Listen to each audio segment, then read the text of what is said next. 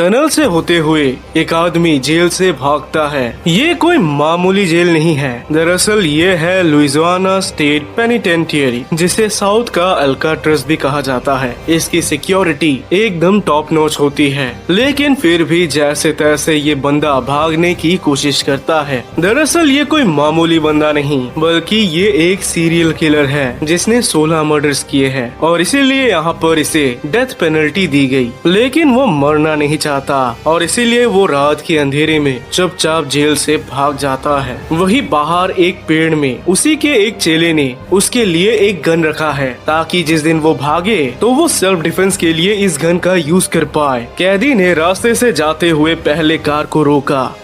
अपने कार से उतर। उसने कार के ओनर को धमकी दी कि अपना वॉलेट और कार की चाबी अंदर ही रख बाहर निकलो। उसे गाड़ी मिल गई, लेकिन फिर भी उसने ओनर को मार दिया। करीब 2 घंटे तक वो कार ड्राइव करता है। यहाँ तक सब कुछ काफी स्मूथ जा रहा है। इट सीम्स लाइक वो एस्केप कर जाएगा। तभी कार के रेडियो में एक ब्रॉडकास्टिंग होती है। इस पर एक महिला उसी को लेकर समाचार दे रही थी कि एक कैदी जेल से भागकर एक डकैती वाला कार ड्राइव कर रहा है और कुछ ही देर में उसके पीछे पुलिस भी आ जाते हैं। पुलिस को तेजी से अपनी तरफ आता देख वो कार की स्पीड बढ़ा देता है, लेकिन उसकी टक्कर हो जाती है स्पाइक स्ट्रिप से, जिसको पुलिस ने बिछाया था। बैलेंस खोकर वो कार को सीधे एक वॉल में ठोक देता है। उसे जोर से लगी है, लेकिन वो हार नहीं मानता। पुलिस की ओर कुछ बुलेट्स फायर कर वो सीधे जंगल के अंदर चला जाता है। जंगल के अंदर करीब 10 मिनट तक वो भागता रहा। इनफैक्ट एक्सीडेंट की वजह से उसके सर से खून निकल रहा है।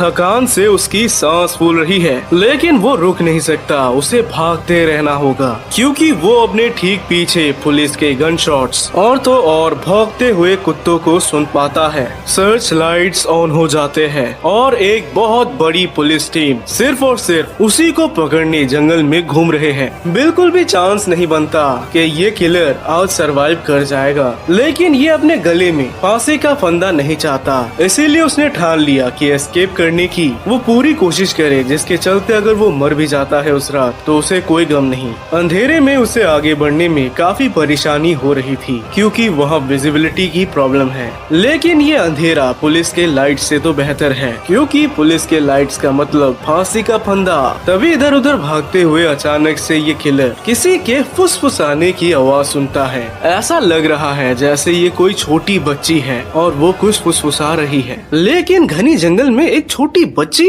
वो अपने ठीक सामने एक फीमेल फिगर को भी देख पाता है। ये एक छोटी सी बच्ची ही है, जो कि महज 11-12 साल की होगी, लेकिन उसकी कंडीशन बहुत खराब है। उसकी पूरी बॉडी मिट्टी से कवर्ड है। ऐसा मानो जैसे वो अभी जमीन खोदकर उसमें से बाहर आई है। किलर को अभी तक भाग जाना चाहिए था, लेकिन पता नहीं क्यों मगर वो हिल भी नहीं पा रहा। इनफैक्ट वो अपनी आंखें उस छोटी लड़की से मूव तक नहीं कर पा रहा। वही पुलिस भी उसके बहुत पास आ चुके हैं। छोटी बच्ची उसे बताती है कि वो एक ऐसा जगह जानती है जहाँ पर कोई भी पुलिस उसे कभी भी ढूंढ नहीं पाएगा। उसे बस लड़की को भरोसा कर उसके पीछे पीछे आना होगा। अगर वो लड़की की बात मान लेता है तो डेफिनेटली कभी भी उसे पुलिस नहीं पकड़ पाएंगे। किलर लड़की के पीछे जाने के लिए अग्री करता है और फिर वो ठीक उसी के पास बढ़ता है। लड़की अपना मैला हाथ आगे बढ़ाती है, जिसको होल्ड कर ये किलर सीधे जंगल के अंदर चला जाता है। अचानक जंगल के बीचों बीच से वो किलर बहुत जोर से चिल्लाता है। सारे पुलिस कर्मचारी ने ये चीख सुनी और ठीक उसी का पीछा कर कुछ घंटों तक वो जंगल को एक्सप्लोर करते हैं, लेकिन उन्हें कहीं भी वो किलर नहीं मिलता।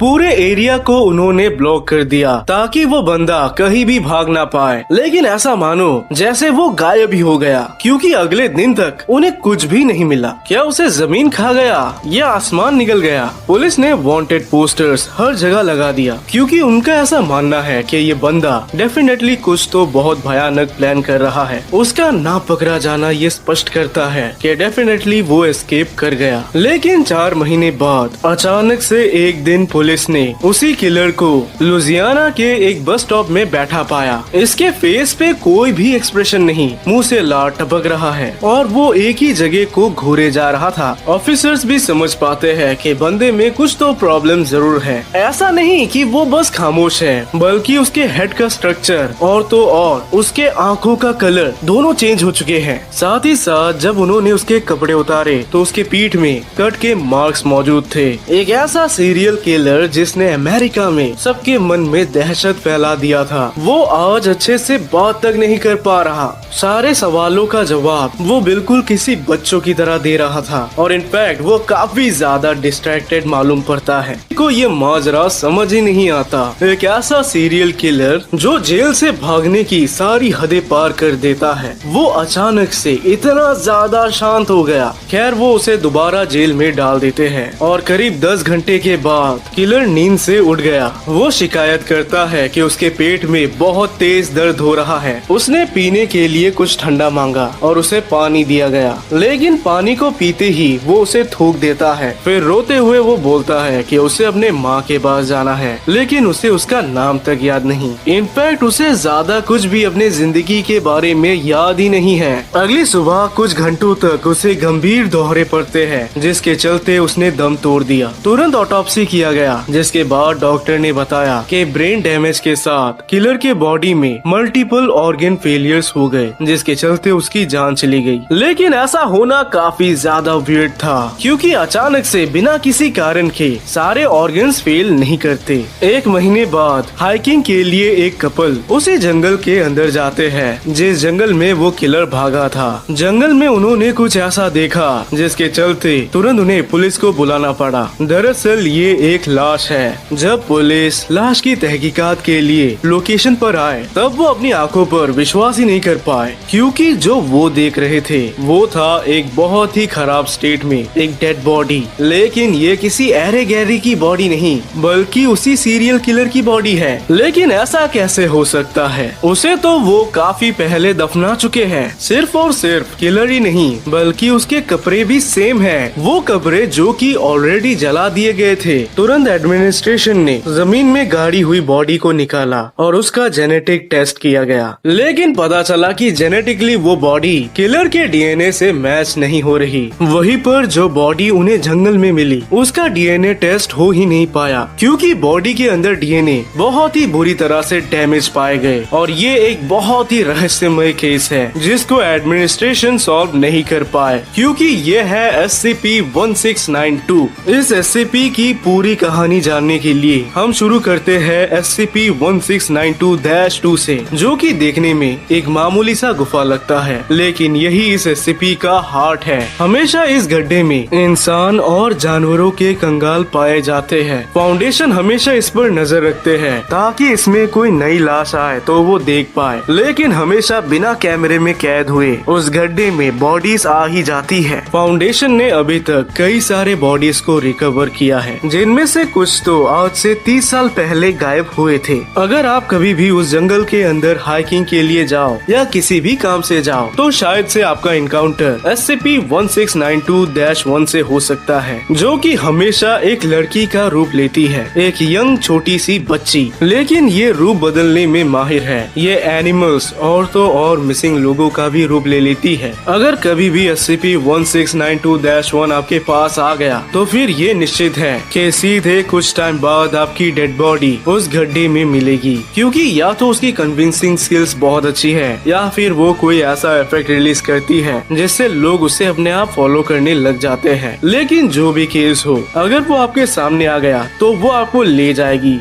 एक बार उसका विक्टिम उसके साथ कुछ कदम चल ले तो अचानक से वो गायब हो जाएगा और साथ ही साथ उसका छोड़ा हुआ हर एक प्रूफ जंगल से गायब हो जाएगा, जैसे कि उसके कदमे, उसका बंदूक, कुछ भी ऐसा नहीं रहेगा जो ये प्रूफ कर पाए कि वो बंदा जंगल में गया था। विक्टिम के मिसिंग होते ही कुछ दिनों बाद उसी जंगल से बाहर आएगा SCP-1692-3। इसे रियल इंसान मत समझना, क्योंकि ये एक कॉपी है और ये कभी भी परफेक्ट कॉपी नहीं होती। इसमें हमेशा कई सारे डिफेक्ट्स मौजूद होते हैं। हमेशा SCP-1692-3 काफी सारे अलग अलग डिफॉर्म्ड स्टेट में पाए जाते हैं। ऐसा कभी कभार अनफॉर्चुनेट बच्चों में पाया जाता है, लेकिन अचानक से किसी ग्रोन अप को इतना ज्यादा बदलते हुए किसी ने आज तक नहीं देखा। इनफैक्ट इन डुप्लीकेट्स को रियल आदमी के अतीत के बारे में कोई भी नॉलेज नहीं। वो हमेशा ये दावा करते हैं कि ये सब एक सपना जैसा लग रहा है, और हमेशा ये डुप्लीकेट्स काफी ज्यादा बच्चों जैसा बिहेव करते हैं। कभी कभार ये कोई अलग ही भाषा बोलने लग बच जाते हैं या फिर कभी कभार ये बहुत स्मार्ट या बहुत गधे नजर आते हैं। इस एससीपी के बारे में फाउंडेशन को 1938 में मालूम पड़ा, जब एक लोकेलिटी से काफी सारे बच्चे गायब होते हैं और कुछ दिन बाद वो दोबारा अपने घर में लौट आते हैं, लेकिन इस बार उनके हाथ पैर में काफी ज्यादा डिफॉर्मेशन दिखाई देता है। इनफैक्ट एक बार दो पुलिस भी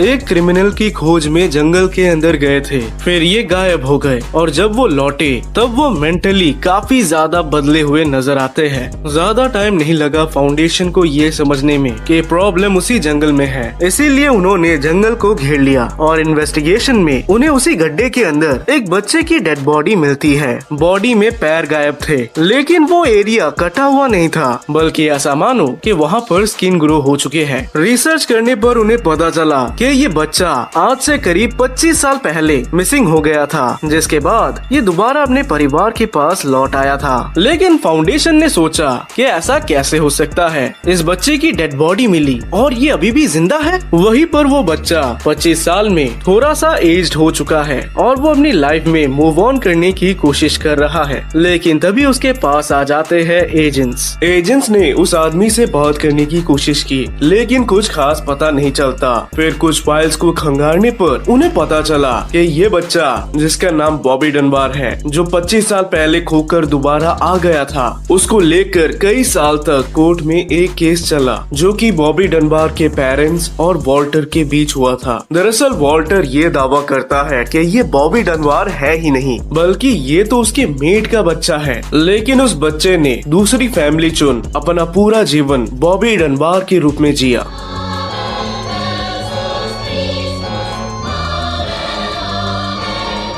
1966 में बॉबी डनबार की मौत हो जाती है, लेकिन ये बॉबी की कहानी का अंत नहीं है। 2004 में जब फाउंडेशन के पास हाईटेक टेक्नोलॉजी आ गई, तब उन्होंने बॉबी डनबार के डीएनए को उसके पेरेंट्स से मैच करने की कोशिश की और ये पता चला कि डीएनए मैच ही नहीं हो रहे, यानी कि ये बॉबी डनबार वाकई में नहीं है। और तभी से फाउंडेशन SCP-1692 पर नजर रखते हैं, लेकिन हर कुछ दिन बाद उसी गड्ढे से लोग बाहर आते रहते हैं। उनसे फाउंडेशन काफी पूछताछ भी करते हैं। एक महिला जिनकी एक आंख गायब है और तो और उनके चेहरे में सिलाई का दाग है, जैसे मानो कोई सर्जरी की गई है, लेकिन फिर भी वो काफी नॉर्मल नजर आती है। इसी औरत ने पहली बार फाउंडेशन को SCP-1692-1 और SCP-1692-2 के बारे में बताया, यानी कि वही गड्ढा जिसके अंदर से फाउंडेशन को 2 लाशें मिली, जिनमें से एक बॉडी एग्जैक्ट उसी से मैच खा रही थी।